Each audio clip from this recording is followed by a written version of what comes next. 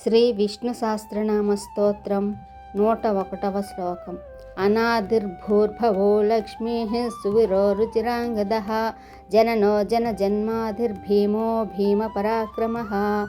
దీని అర్థం, ఆది లేనివాడై సర్వమునకు తానే కారణమైనవాడు, సర్వభూతములతో సహా భూమికి ఆధారమైనవాడు, ఆత్మవిద్య తానయ్యుండి శోభాయమానంగా ఉండేవాడు, తనలోని ప్రతి కదలిక ప్రతి మెదలిక శుభప్రదమయ్యుండువాడు, మంగళకరమైన బాహువులు కలవాడై వాటి ద్వారా ఆశ్రితులను అనుగ్రహించి ఆశీర్వదించువాడు, సర్వప్రాణులను సృజించువాడు, భక్తుల హృదయాలలో ప్రేమను జనింపజేయువాడు, జన్మించు ప్రాణుల జన్మకు ఆధారమైనవాడు, వారిలో భక్తి కూడా జనించుటకు కారణభూతుడైనవాడు, అధర్మపరుల హృదయములలో భీతిని కలిగించు భయరూపుడై దుష్టులకు ఉగ్రరూపుడై గోచరించి వారిని భయకంపితులను చేసి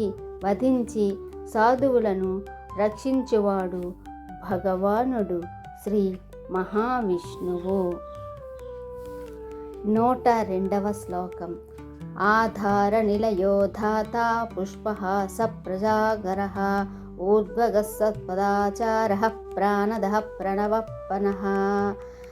దీని అర్థం, సృష్టికి ఆధారమైన పృథ్వీ, జలము, తేజము, వాయువు, ఆకాశము అను పంచమహాభూతములకు ఆధారమైనవాడు, తనకు మరి యొక్క ఆధారము అవసరము లేనివాడు, పరమాత్మ ప్రపంచ రూపముగా వికసించినవాడు, విశ్వమునకు నాథుడైనవాడు, నిత్య జ్ఞాన స్వరూపుడైయుండువాడు, దేహేంద్రియ మనోబుద్ధులకు అతీతమై పంచకోశ విలక్షణమై సాక్షి చైతన్యమై భాషించుట చేత సర్వోన్నతమైన స్థానమును అలంకరించువాడు, సత్పురుషుల మార్గములో చరించువాడు, ప్రాణప్రదాతయై భక్తులకు రక్షించువాడు, ప్రణవ స్వరూపుడైన వాడు మొదట విశ్వమును సృష్టించి నామములు నేర్పరుచుగా ఆ నామములనే జీవులు పలికించినవాడు గాన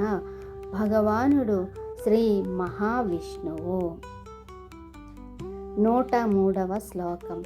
ప్రమాణం ప్రాణనిలయః ప్రాణభృత్ ప్రాణజీవనః తత్వం తత్వవిదేకాత్మ జన్మమృత్యుజరాతిగః.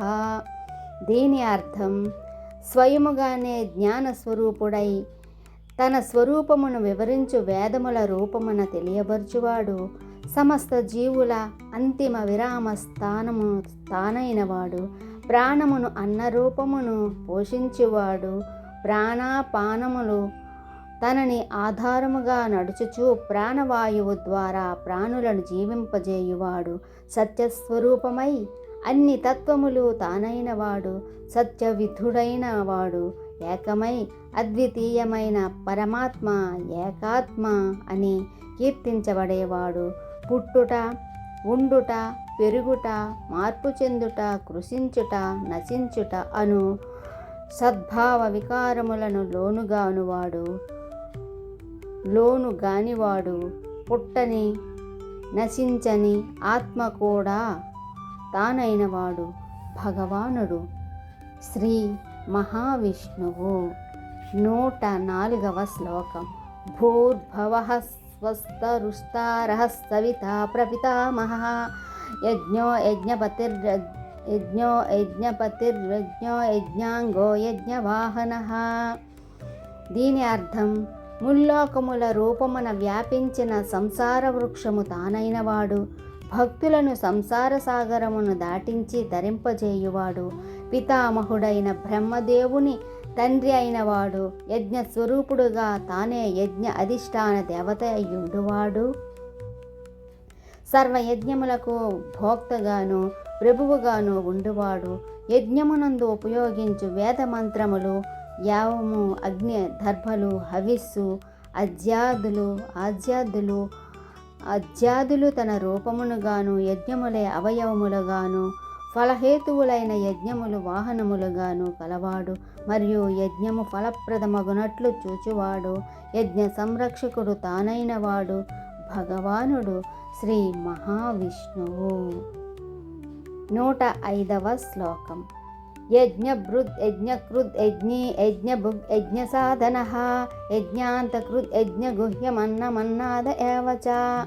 దీని అర్థం, యజ్ఞములను సంరక్షించువాడు, సర్వాత్మభావముతో పదుగురిని ఉపకరించు కర్మ ఏదైనను యజ్ఞమే గాన అట్టి యజ్ఞము చేయు సజ్జనులకు సదా అండగా ఉండువాడు, సృష్టి లయాదులనే యజ్ఞమును నిర్వహించువాడు, యజ్ఞ నిర్వాహకుడైన తానే యజ్ఞస్వామి అయినవాడు, యజ్ఞములందు ప్రధానముగా ఆరాధించబడువాడు, యజ్ఞస్వరూపమే శ్రీ మహావిష్ణువుగా శ్రీ మహావిష్ణువుగా కీర్తించబడువాడు, యజ్ఞములు తన వరముగానే నిర్వహించబడుచున్నవాడు గాన తానే సర్వదేవతా స్వరూపమై నారాయణుడిగా కీర్తించబడుతున్నాడు. తనను పొందుటకు యజ్ఞములే సాధనమయ్యుండట చేత యజ్ఞ సాధనగాను, యజ్ఞ మానవ స్వరూపుడై యజ్ఞాంతకృత గాను, యజ్ఞములలో గోప్యమైన జ్ఞాన యజ్ఞము తానైనవాడు, ఆహారము తానే సర్వులకు భుజించుటకు తాను కారణమైనవాడు, జగత్తును ఆహారముగా గ్రహించువాడు భగవానుడు శ్రీ మహావిష్ణువు.